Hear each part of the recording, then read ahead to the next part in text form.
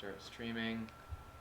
And the camera turned off here. I think we're live on all devices. Give it a minute. Okay, Facebook's live, YouTube's live, and Instagram is going live right now. Welcome to the Mike Rosehart Show, guys, that I do every single Wednesday. It's live. I just saw it pop up on here on YouTube too. So welcome, guys, to the stream. It's the Mike Rosehart Show, where I talk about personal finance and real estate investing. You guys bring your live questions, and I answer them on the air live.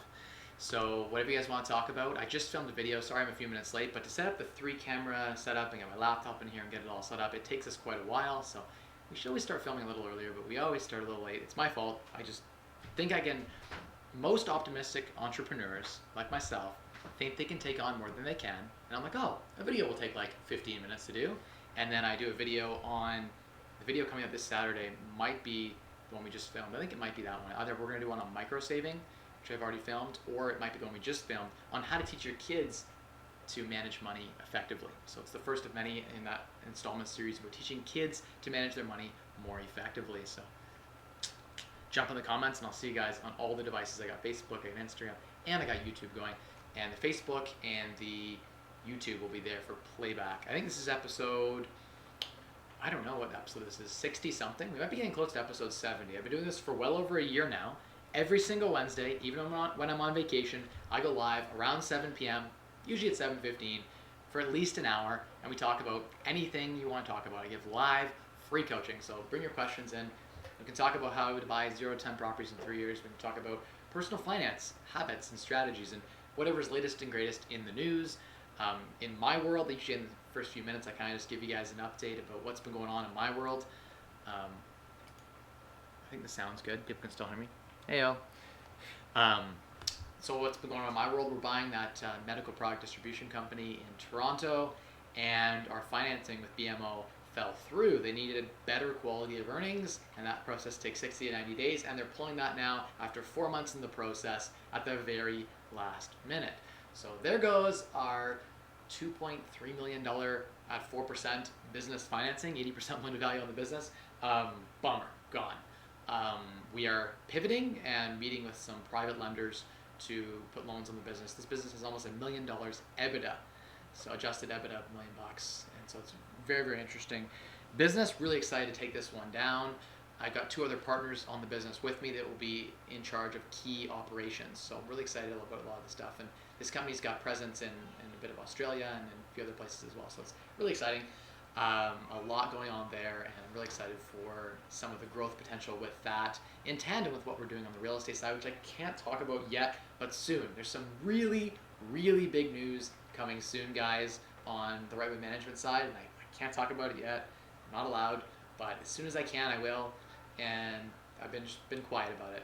I'm going to continue to be quiet about it until I can speak on it, but it's really exciting. It's going to ramp things up in a big way, but can't talk about it yet. Stay on the straight and narrow. This channel was designed. I was thinking about why I do the Wise Wealth Show and why I do what I do and all that sort of stuff. And this channel was designed to help people get better with their personal finances. Now, real estate is a piece of that. I think it's one of the fastest ways to build wealth, because you can get that levered return 5 to 1. And so I do talk a lot about real estate, but my channel is not necessarily just about real estate. It's about helping unlock financial independence. And a lot of my mentees are like my pet projects, where I'm helping them get to financial independence. And I'm thinking to myself, what kind of videos could I do for you guys that would help you move the dial, that move the needle forward? So I'd love it in the comments of this Saturday's video coming up, if you jump in there and give me some recommendations for future videos that you'd like to see. I'd like to make videos that you want to watch, so that's important too. Yeah, what else has been going on? 7plex downtown, I'm taking down. So I'm really excited about that. I picked up on MLS, Realtor.ca, I picked up a 7plex for $680 grand. It's got 17 bedrooms in it, right downtown on Pall Mall, right near Richmond. If you do the numbers on that, I picked this up for what is 680 divided by 17? Can you do that work on your calculator and tell me what the cost per bedroom is? Super low, well over 1% rural multifamily. So that's always really exciting. 680 divided by 17. 40 grand. 40,000 a bedroom in downtown London. So people saying there's no deals on MLS. There's deals on MLS. I'm still grabbing them. So many people passed it up. Poorly marketed, one picture. But something funny happened. The 2 units were vacant, and it's the property management company, I'm not going to name them, that manages the building currently. They went in and put their two crappiest tenants in the vacant units. Like this guy had I'm pretty sure it was a Glock, and like I saw drugs on the table and like smokes and stuff. And I'm just like, are you kidding me? They put their worst tenant in because they're selling the building. The property management company doesn't own the building. This is what sneaky, sleazy property management companies do. JDM. If anyone heard that, they'll know the company. So they just throw in like really bad tenants because they're selling the property. They just want to get a last hurrah, a last month's rent fee from the owners. And what they'll do is they'll move their worst tenant into the unit that's selling because they know they're not going to manage the new building. So that's the drama that's happening. But remember, problems equal profit. So the more issues, the more things wrong, things I have to fix, right? The basement was in kind of rough condition. There's some obstacles on this property, right? 11 parking spots downtown. Beautiful. I'm super excited about. 11 spots that can each pull out independently, by the way. Huge opportunity, huge potential here, and so many people passed it up. The listing was stale, right? And so you've got to look for the opportunity, and some people see things like there's a bit of structural issue that needs to be addressed. There's a little bit of foundation repair that needs to be done, some leaks and stuff like that, but none of that's more than 10 or 15, 20 grand. And the discount we got, I think the ARV is going to be about 1.2 million. So there's potential here. We'll call it 900 to 1.2 in that range, but there's potential here for $200,000, $400,000 on one deal on MLS. And now I'm getting wholesalers bringing me garbage, fourplexes, for higher prices than that in the same area. So be careful with private deals, be careful with wholesalers. A lot of them are getting really smart, pulling comps and selling at top dollar, 95 cents, 90 cents on the dollar. Just be careful. Private deal doesn't necessarily mean a good deal. And yeah, I think I'm allowed to talk about this too. One little small advancement on the acquisition side. You guys know we do a lot of private deal stuff, but we also do, like, I have wholesalers who work exclusively bringing me deals. But besides that, we've got on the acquisition side, a real estate team has been formed. So I'm at Peak Realty, and we are the elite, what are we? Sorry, we're the Ivy Elite Real Estate Group. Ivy Elite Real Estate Group. IVY, like Ivy on the side of a house. So Ivy Elite is the name of our real estate team. We've got an exclusive person working on the buyer's side. So if you don't have a good agent, reach out. We'd be happy to hook you up with some deals. We actually hooked a client up. Did we buy 2 houses? 3 houses this week for some of our investors. So that's been fun. Maybe I'll do a video like how to make 6 figures as your first year as an agent or something like that. It's really not that hard I think if you come at it with the right approach and you're good at what you do. But yeah, that's exciting. The Ivy Elite team, I'd like to get into a position where we've got a few more agents and we can actually take down a good volume number of deals, and then of course having that as a part of what I already do fits in the ecosystem so nicely. So that's exciting. Okay, I'm gonna lean down here and see. Tiger Rocks, hey. You're the only person, it looks like, in the chat on YouTube. Tiger, loyalty. Let's go look on Instagram and see what's going on there, and then I'm going to switch over to Facebook. About the comments, some flights and stuff like that going on, some airplanes and hearts and all the emojis. So it's been an exciting week. Thank you all for the love. I appreciate that. I set this guy back down. And then I'm going to jump over to Facebook real quick. You guys like the triple stream? Is this kind of cool? It's probably killing my internet now, but that's why we have the gig package. On YouTube for pre-recorded, on the Mike Rosehart Show, my other YouTube channel, and on Facebook and on Instagram for you guys. Sound is great. Awesome. Still waiting for my answer about outdoor being finished and refis. So jump in with the question so I can remember what that was. Is that from last week's? You have to jump in and throw the question up, and I'd be happy to answer it. I get, you got to remember, Jeremy, that I'm getting like, I don't know, 200-300 messages a week right now. And so if someone sends me a message once, it's as if they whispered it quietly across the room. It's hard for me to hear it. And I know that sounds crazy, but like, even at 12,000 subs, I'm getting a lot of messages on Instagram, Facebook, and my presence is out there. People can find me now as a realtor, so I'm getting a lot of people reaching out. And I apologize if I didn't answer your question, but jumping in right now, right here, let's do it live. I don't take on a lot of coaching clients right now. I don't have an interest in doing the hourly coaching thing. I know some people do like $150 an hour and they coach at my level because once you've mastered, then you can teach. But not my primary thing. I like to give away for free to you guys on all the social media platforms. Eric, thank you. I love the knowledge you share. Mike, keep up the great job. Appreciate that. That means a lot.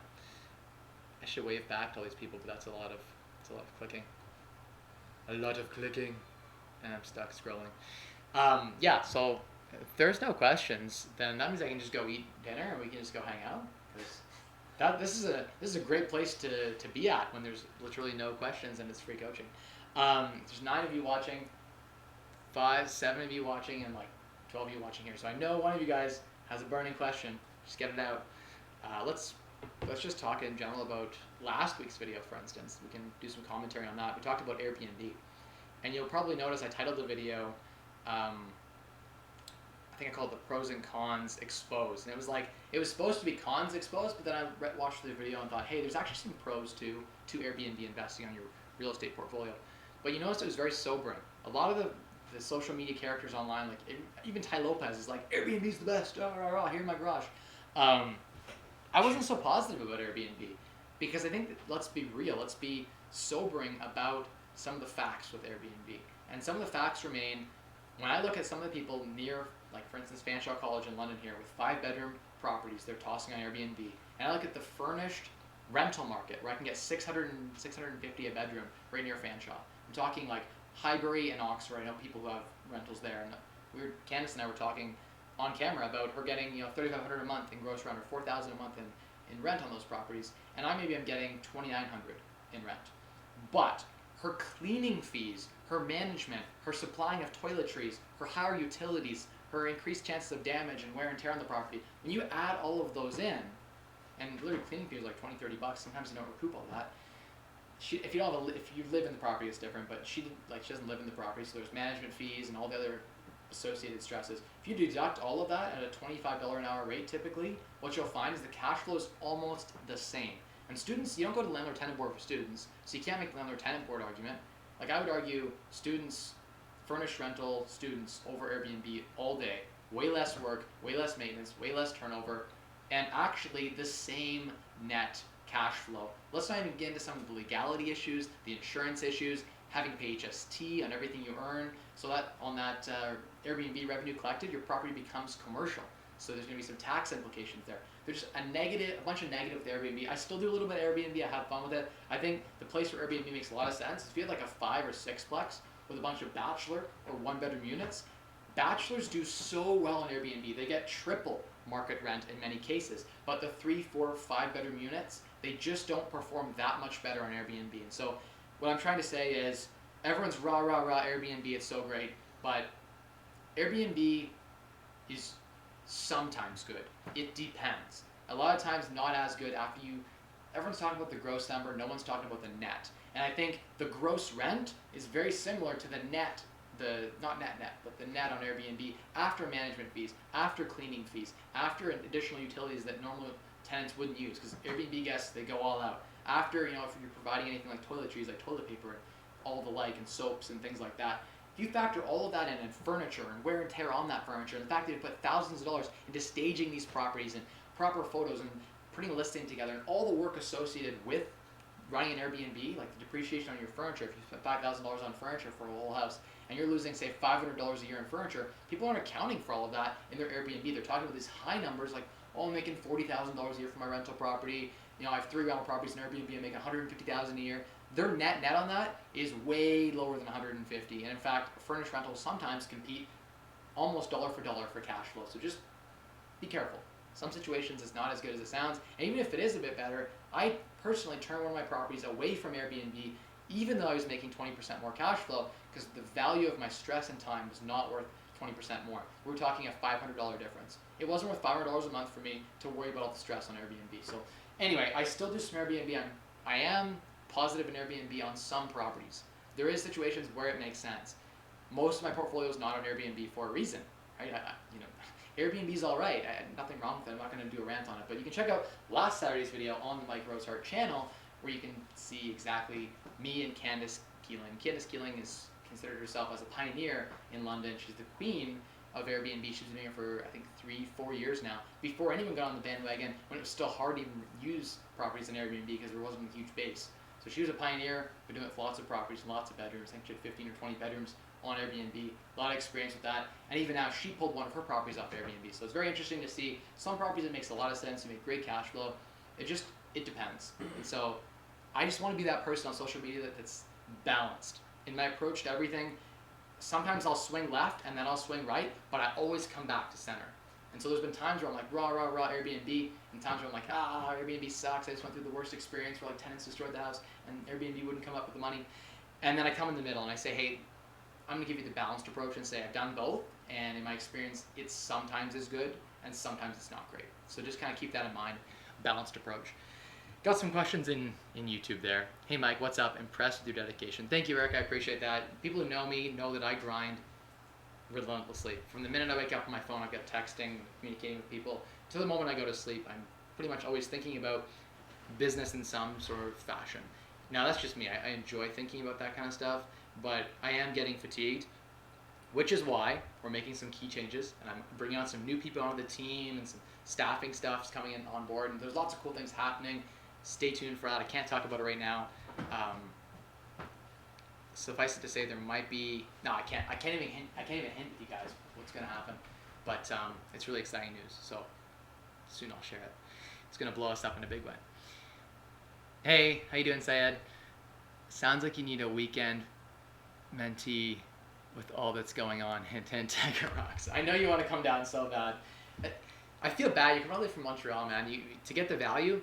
Here's the thing. When a mentee joins my program, I feel an obligation to deliver value. And so part of me is like, now if you're spending all this money to come down and see me, I feel like I have to deliver a certain amount of value to you. And so there's going to be that pressure, additional pressure on my plate with everything else. So we'll chat offline. I think you should still come down. It was great meeting you that day. Tiger won the 10,000 YouTube random comments selection. So on one random video, I selected one random comment, and he won a free day with me. So he came down, spent the day together, and we did basically like a series of coaching calls all in one day, and got to kind of see some properties and stuff like that. So it's a pretty cool opportunity overall. And we'll do another draw, I think around 25,000 subs. So we're at 12,000 subscribers now. Yay, 12K. But we're still a long way to go on our journey to 100,000. I've not been giving YouTube the proper time it needs. Admittedly, my last couple of videos have not been my best. It's coming. We're going to do some more great content soon. But with all things, I'm the type of entrepreneur that likes to tackle something hard, and then I build something up. I do a really good job, and then I let it coast for a little bit. That's why I like rental properties so much. You put in a ton of energy at the beginning. Yeah, okay. Sorry, Instagram disconnected. You do a whole bunch of effort at the beginning, and then you put tenants in, and then you coast. You get cash flow. I like businesses like that, where you put in a lot of time, energy up front, and then you coast. YouTube is similar to that, but there's a consistent grind. It feels more like a grind. If I lower my quality, or I do videos I'm more passionate about, then it doesn't feel as much like a grind. So I'm going to notice some of the videos I'm going to be doing are going to be easier videos for me coming up. One's like back to my wheelhouse, which is personal finance stuff. I have a video this Saturday coming up about how to teach your kids how to save money, and I'm going to do a series on that. It's a lot of fun to do videos like that. But yeah, I got a lot of videos to share with the world, like RRSP and TFSA melts, and how to use our RRSPs and TFSAs, and there's a lot of cool stuff I want to talk about that I don't think will get crazy views, but I think will be very valuable to the core base who's been following for the last year. Next question. What are the minimum requirements you need to build on an empty lot, square footage and frontage? So Chung, great question. It depends. You can look up in so if you look in your municipality, there'll be zoning for that property. And every property's got different zoning. It'll be like R1 dash whatever, R2 dash whatever. And it will say allows duplexes or allows single family houses, or it might say some of like the urban, like there's like urban zoning, and then there's more like houses that are absorbed by the municipality or city over time. Some of them are zoned where there's frontages of say like 100 feet minimum. Other ones say frontage minimum 20. There'll be rear yard setbacks, side yard setbacks, front yard setbacks, lot coverages, which mean like the percentage of building envelope that can occupy the lot. There's so many factors that come into play with those requirements. There is no one set requirement. I literally, every time I buy a property, I look up the zoning. I go into like City of London, and I look up, you can just look to Google like setbacks, and it'll show you like a whole schedule of what's allowed on the property. So some lots are really big. You can build, you guys probably don't know this, I'll share it if you don't. Secondary dwelling units in Ontario.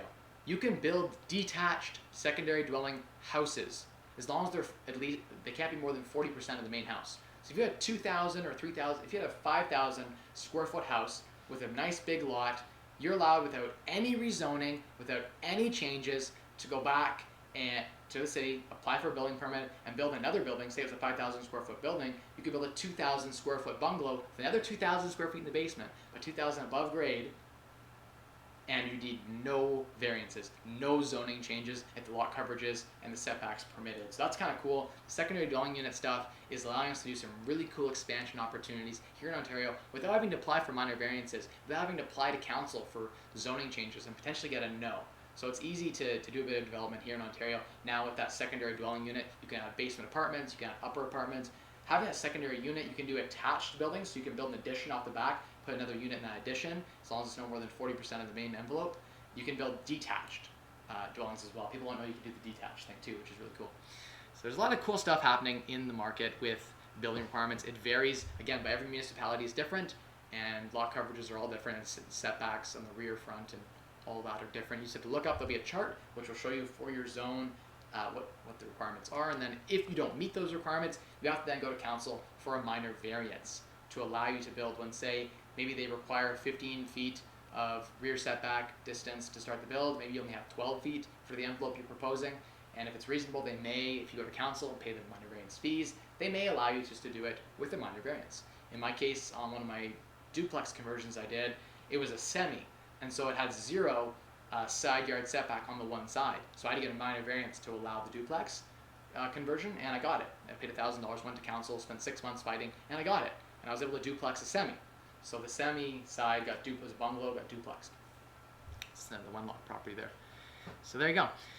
That was a good Airbnb video on the weekend. I recommend those who have not watched it, check it out. Thanks, Dee's information. I do appreciate that. Yeah, it was a good video.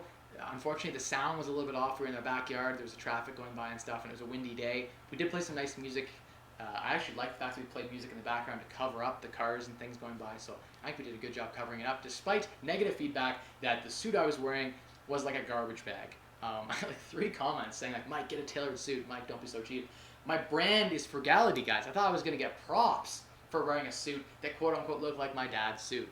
Guys, what happens when I wear a dress shirt? My shoulders get bigger, you know, like it fits normally. But anyway, I just had a t-shirt on underneath, which is why it looks so baggy, and it is actually a little bit of a big jacket.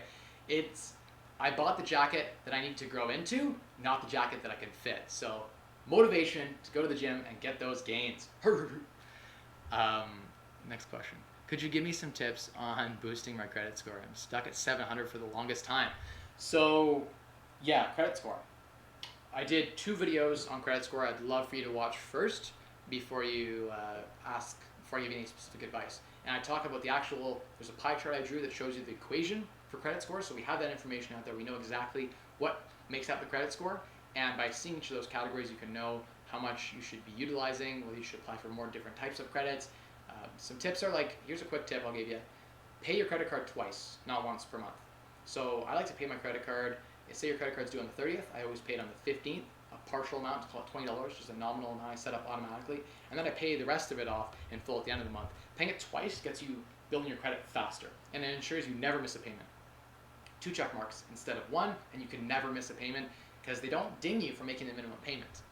You only get dinged if you make no payment at all, and some of us forget, and it hurts our credit. So set up automated payment on all of your accounts, and it's better to go back and fight after if they overcharged you than to manually pay all of your credit cards. Mine all come off automatically, so I can't miss anything. But for a while there, I was very, I did a similar thing. I borrowed a lot of money. You guys know that in my Rosehart real estate snowball strategy, which is basically a series of sequential burrs with extreme frugality baked in together, I borrowed a lot of debt really quick. Like I went into millions of dollars in debt really quick, all like 2-3% type A-lender debt.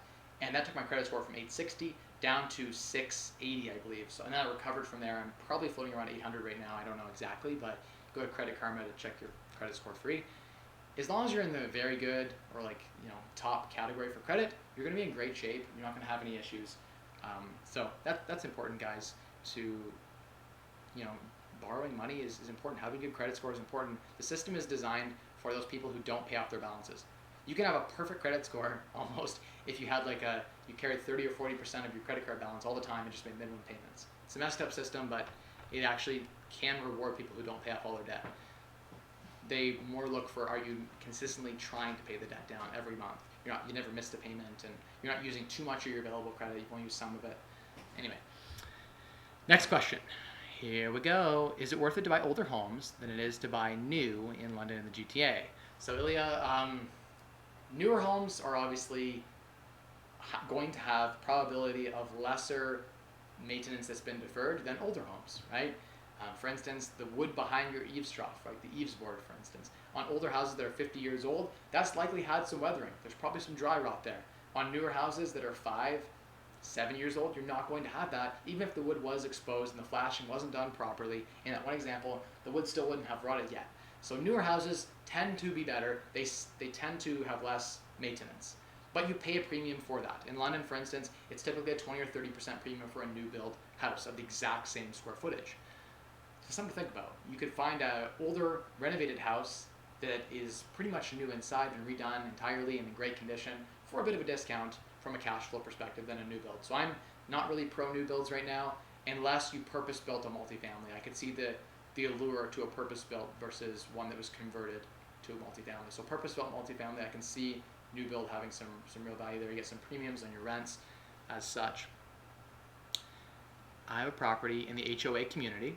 They recently mailed it out in a letter that all the homeowners are required to paint their house. HOA board members are just people who live in the community. So it looks like they voted. I don't have any properties in any HOA communities, and I avoid condos like the plague. I have some condos at 40 Summit. We have a couple of properties in there. I like that one only because they pay for your water. It's part of your condo fee, which is really nice. And I always put students in that use a ton of water. So I have like a flat water bill. So I game that a bit. And their condo fee is extremely low. So that's great. But make sure they have good condo reserves. It does suck. The only benefit of condos is there's no rental licenses in London. You don't have to abide by the rental license program. Same if you have attached freehold properties that are at least 3 in a row. So row housing has no, even if it's freehold, no condo corporation or condo fee, has no rental license program. That's a positive. The negatives are that they're going to mandate you to paint your house a certain color or whatever else, and there's going to be HOA fees, and there's probably someone in charge that's bad with managing the budget, and so they blow it on like flowers or something that just die next year, and so you waste a whole bunch of money paying guys to put flowers in or something. So I don't like HOA communities. I can see where they're necessary in really bad neighborhoods. You might want to have a gated community, and there could be some value to that.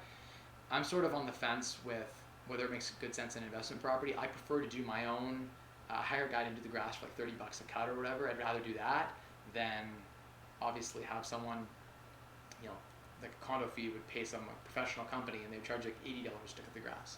So you're gonna pay a premium for that. I don't know what you could do in that sense if that's what you're asking. It's crazy that the AOA board members are neighbors who live in the community and can subjectively require every neighbor in the community to paint their home. Ugh, hi, board members suck. Or HOA board members suck. That does suck. I feel for you. If I was in your situation, that's almost grounds enough for me to sell. Like if they're gonna be someone in power that's doing that. We have one property like that where it's only 4 properties that are a condo, and we own one of the 4. And so one of the other guys is equal owner to us. He has one of the 4 properties, and he wants to put in like new fence. And it's like $15,000. And I'm like, the fence there is fine. This is a rental property for us. Adding a fence adds 0 resale value and 0 additional rent. To put a new fence in is just dumb. It's something he wants to do because it looks nice, and he wants us to pay that and split that 4 ways. So that's annoying. I also hate it. My plan is to buy 3 of the 4 properties in that complex and then take control of the board. So that's something to think about. Control is important. It's the same reason I don't like investing in stock, because I'm not in control. I'm going to jump over and do a question here from Facebook.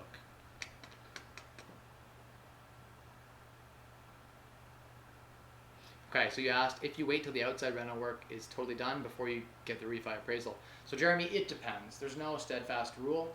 I think that if you do the curb appeal work, if you make your house look really nice, you can get 5-10% more on resale. If it's the winter time, probably doesn't matter that much. It depends on the item. Like if your house is like a bright green, nasty siding, and you can go ahead and maybe paint that a nicer color, that would be exterior work that would need to be done.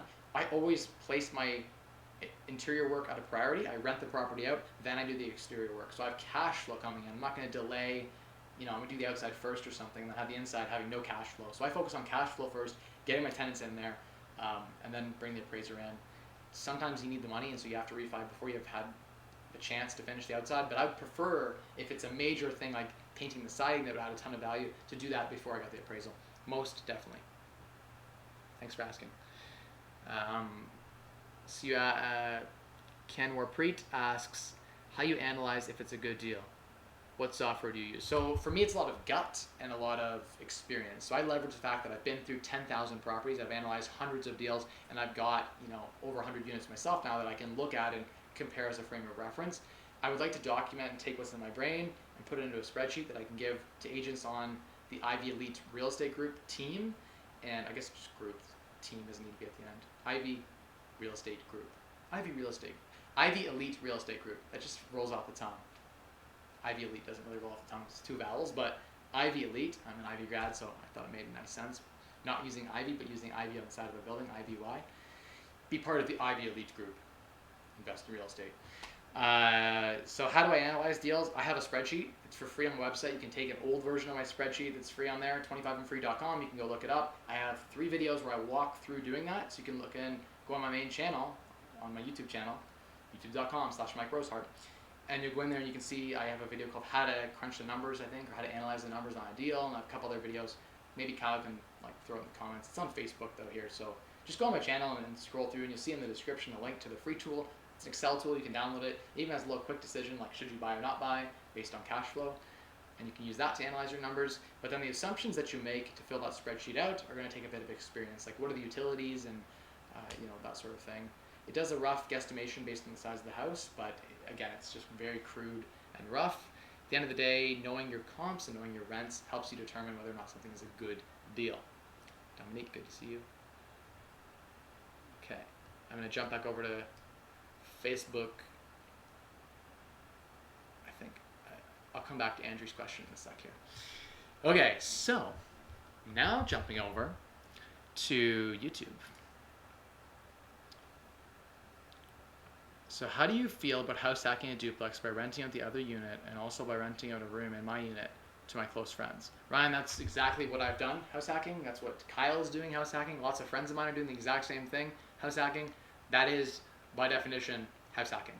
It's great. I love it. Have the other side pay the mortgage. Have the roommate on your side cover your utilities so you can live for free. Live for free, and 30 to 40% of your budget can now go to savings that would have had to go to covering your housing. So that's a great way to get ahead. Huge fan of that. Do more of that. Even now, today, I still live the duplex lifestyle with secondary dwelling unit and amenities. So I'm still a big believer in that. Love it.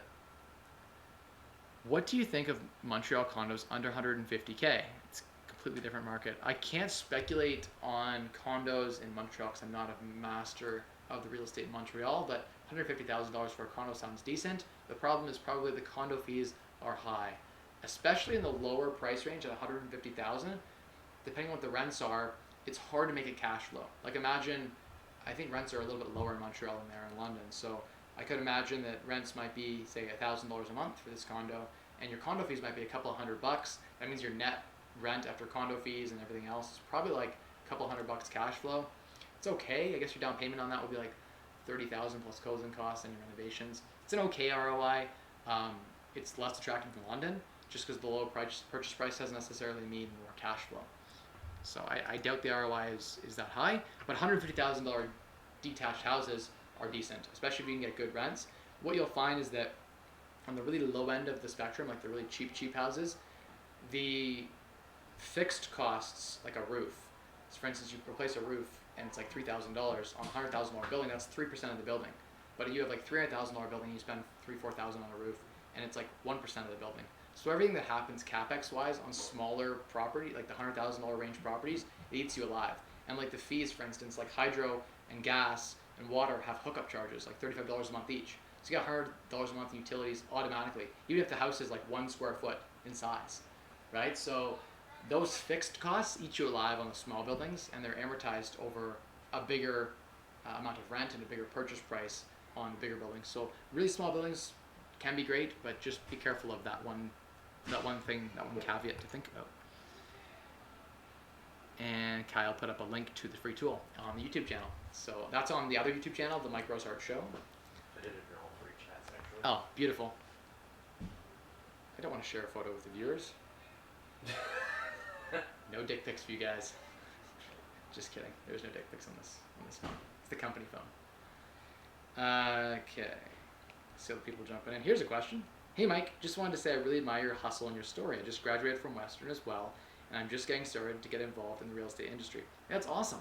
That is like exactly the type of person that I'm trying to target with this video. Someone who was in my shoes 5-6 years ago and is just getting started on the journey. If I can help you be even 1% better than you would have been, that's mission success, and all the hours I've spent, not wasted, investing in this channel have been worthwhile. And you followed up with, I might just run into you soon.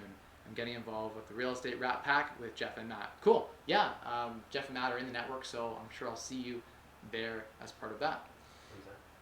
I don't know. It says CBIS 266. I'm not sure. What has been the biggest positive and negative of the mentee program so far? Positive and negative. I guess, like as the mentor, I guess. As a mentor, I have to put a lot of energy. So I sink hundreds of hours into thinking about, even like my mind space, just thinking about helping out people. And these people are part of like my core family.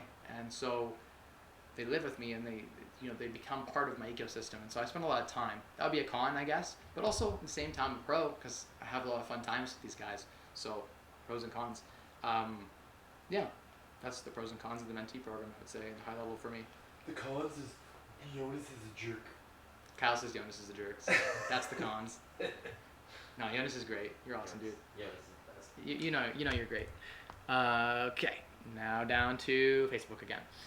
Andrew says, would you invest in a property far outside of your home base? And what are the pros and cons as such? So, I'm torn on this one. I like going into markets that have better cash flow, and I could see how if you lived, Andrew, in Vancouver, where there's zero cash flow or negative cash flow, that it would be worth your time to go to a market that has better cash flow. But in my situation, where I've got fairly good cash flow in London, where I'm finding 8 and 9 cap properties still, and getting $1,000 of property in cash flow, to say, for instance, me go to Windsor and get $1,400 a month, maybe I get like 10 or 20% more cash flow. Is it worth my stress to drive an extra hour and a half to have to deal with that market that has higher market risk in general? No, for me it isn't worth it. And the additional cons associated with investing in markets far away is that you're far from your real estate. So you have to rely on other people to manage your properties and handle everything. And that, like, I just like to be close to my properties, and like I like to be able to touch and feel and examine, think about it. I know my own market, my backyard better. So I like to invest in the market that I live in. If I were to move to like Costa Rica, I'd probably invest in real estate there because I'm there, right? That's just me. I have like a thing where I'm a perfectionist and I'm a control freak, and I like to control my investment as best that I possibly can and ensure that it is managed. At least if something goes wrong, it's my fault and not someone else's. So I prefer that. It's just my preference. Pros and cons. More cash flow, but greater stress, obviously. It's a little blurry on the screen. I wonder if I can fix that on this YouTube camera. Is it blurry for you guys? It's like a little blurry on the screen coming in OBS. Looks fine on Instagram and YouTube, so. It's tracking your face. Yeah, it's tracking. It's just, for some reason, maybe the screen's just blurry. Maybe. A nice background in the background as always. So Andrew sent me this map, and so I feature it. It's a cool that you can scratch off where you've been. It changes the color to the countries you've been. I haven't had a chance to take it out and scratch it yet, but I plan to do that at some point. And then a link to his thing. Cool. Kyle put up a link to that, and as people are watching, how can someone be a part of your mentoring program? They can apply. They can send a resume, and I'm currently only looking to take on full-time live-in mentees at this time. I'm not interested in doing a coaching program at this time. That may change in the future, but for right now, I feel like I'm at capacity with all the things that I'm doing, and I get the most value for me and for them if they're here full-time. It's a win for everyone. The part-time mentees can't get the same kind of value that the full-time mentees can. So I just prefer they live and breathe it, and it's greater intensity and greater bond and greater just overall the benefits are much better for them and for me. Now I'm going to jump back over here to YouTube. Do you wish Canada had a 30-year fixed rate for residential properties like the US, or does it matter to you? So Ryan Akins, good question. I, for a long time, coveted the 30-year US fixed rate because they have no volatility in renegotiating their rates. However, the fees to refinance a 30-year fixed are much higher. So if you're borrowing or ever planning to refinance your property, which you should, as you pay down the property, you should want to go back and refinance. I use the terms that expire. I usually use a 2-year instead of a 5-year fixed. But sometimes I do 5-year fixed terms too here in Canada. But say your 2-year fixed interest rate, at the end of 2 years, your mortgage doesn't go anywhere, just a new rate is assigned to you. You have a chance to negotiate again. And so you can often negotiate an even better rate after you've already been there because they don't want to lose the business. You go and say, hey, I'm going to leave to TD. BMO will give you an even better rate, or Scotia will give you an even better rate. So I've been able to negotiate some really dirty rates, better than I could have got my first mortgage in. So I do shorter terms, go back and negotiate a better rate the second time in. So I'm a big fan of renegotiating a better rate. And I think that the short term is a blessing because I often refinance. So at the end of my 2-year term, there's no breakout penalties, no cost to refinance. I go to another appraisal, I go back to them, and I get a bigger mortgage. So it's like the 2-year or 5-year fixed time is my opportunity to go back and say, hey, let's pull some of the equity we just paid down out of this property, bring it back to 80% loan to value on the new value. And so I think it's a blessing that we have shorter fixed rate mortgages, and the 30-year fixed rate mortgages are like 4% in the US. And I was getting 2-year fixed mortgages at 1.99% here. So my interest cost on my properties was half what it would have been. So where I would have paid $1,000 a month in interest, I'm paying $500 because my rate is half on the 2-year term. The only way we lose is if we go into a hyperinflated market where rates go back to 7, 8, 9%. Then I would be begging, I'm sure, for the 30-year fixed US rate. However, I think that the governments of the world would not let that happen. The current fiscal cliff and the current debt that Canada and the United States have, like the national debt owed to other countries, if interest rates climb to 6, 7%, the greater, like North America would be at its knees. It would literally crush the economy. So they will make sure it doesn't happen. They will control interest rates. So I don't see interest rates ever getting above 5% ever. You guys can hold me to that and we'll see. But I don't ever see interest rates rising above 5% in the next 10 years. It's a little blurry, but I thought it was just my computer. Yeah, for some reason it's blurry today. I don't know why the camera's doing that, but it's okay. Like Instagram and Facebook is pretty good. Here's something I've been working with. I was thinking about buying a property. I can't read that. Here's something I've been working with. I was thinking about buying a property in an area that requires wind and hazard insurance because of hurricanes. The insurance is $239 a month. The $239 is before any mortgage, principal, and interest. The rent is probably about $900 per month. I could probably build the house for $65,000 to $75,000. But then what are the other costs associated with that too, right? That's a good percentage of your rent gone to... The problem with those really low cost houses is the same thing I just said, that like all of the fixed costs associated, like the insurance and things like that, they eat away a lot of the profit. So I bet there's not a lot of net profit after your property taxes, insurance, maintenance, utilities, etc., connection fees and whatnot. So that's a downside, like the really small houses. I maybe would go to that market and build a multifamily. If you can build a house for $65,000 to $75,000, that's super cheap. Go build a multifamily and get some insane cash flow, because it sounds like build cost is super low. So build something bigger, and then you have scale, and then the cash flow would be great in that market. Do I think the insurance is too much? I do, but you got to run your numbers and see if it still cash flows. Maybe it's worthwhile. Okay. Let's go up here and make sure I didn't miss anything.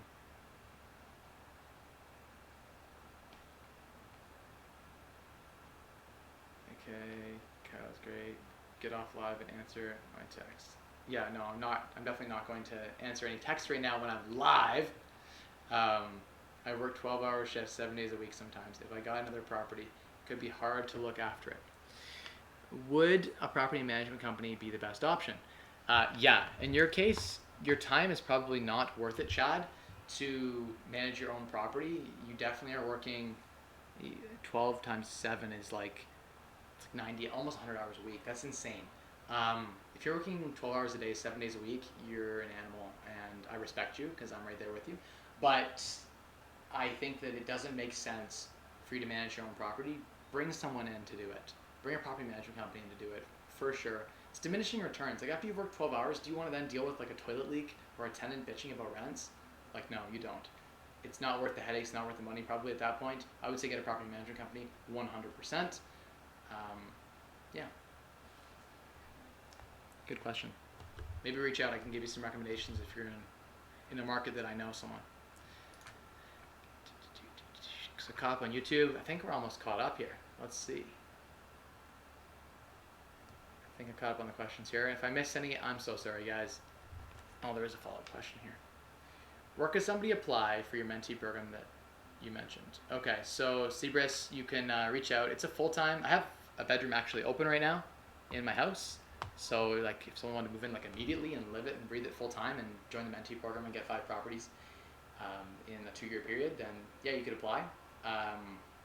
rosehartproperties@gmail.com. So ROSEHARTPROPERTIES@gmail.com. You can send your resume there and we can have a chat. I'm looking for people who are loyal and dedicated. So that's really important, I think, to just for the success. Like if you spend like 3 months and you give up, you're not going to see the fruits of your labor. It's something you want to dedicate yourself to and make it a priority on, I think. So yeah, reach out. I would love to hear from you. Definitely. But yeah. Yeah, Jonas would love to have skilled trades. We're doing some more interviewing Friday, but we can never get enough people who want to work in construction. So that's one component of the mentee program is understanding the fundamentals of construction and practicing flipping and all that kind of stuff. We definitely do need more skilled trade type mentees who want to get involved in that segment of the business. But I am trying to solve that problem too. And if I go on a bunch of hiring, then I think I'm going to solve those issues by finding the right staff, and I'm going to keep working to solve that issue. But yeah, I think with that, we're kind of all caught up on all the places. If I missed a question, now's your time to remind me that I skipped over your question. I don't think I did, but I'm going to spend the next 10 seconds just scrolling and waving back at people, because that's the polite thing to do when someone waves at you. Wave back, wave back, wave back, wave back. Just going to keep going here. No questions. I'm actually cool to go have dinner. Like I'm pretty hungry, and I got a screaming baby in the background you guys can probably hear, and a toddler ready to do bath time. And I'm sure I've got about 100 texts on my phone that I haven't responded to related to real estate deals or something. One of the employees or one of the mentees, I'm sure something's going on right now, and I've probably got to deal with it anyway. So no skin off my back if we end the stream a little early tonight for the Mike Rosehart Show.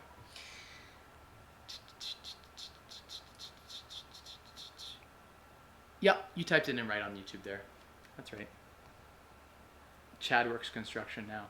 There you go. That's exactly the lifestyle. In construction right now, this time of year, it's busy as hell. It's the high season. All right, I'm gonna end this. Thank you all so much for watching. I appreciate it. All of you guys. You know the secret to unlocking wealth through you? There are 3 levers in control of your financial future. What you spend, so spend less. What you earn, so earn more. And what your return on your investment is. So make sure you maximize the difference. Maximize the returns. Spend less, earn more, and maximize your returns. Bye, everyone. Happy Friday. Or happy Wednesday. Jesus, I'm tired. No, don't call me. Oh, someone's calling me. Stop calling me, people. Stream got paused because someone's calling my phone. All right. Bye, guys. Ending. I want my phone to end it. Bye. You pulled a me. Yeah, that was totally you. I don't know why I did that. 100%. Oh, I'm still streaming.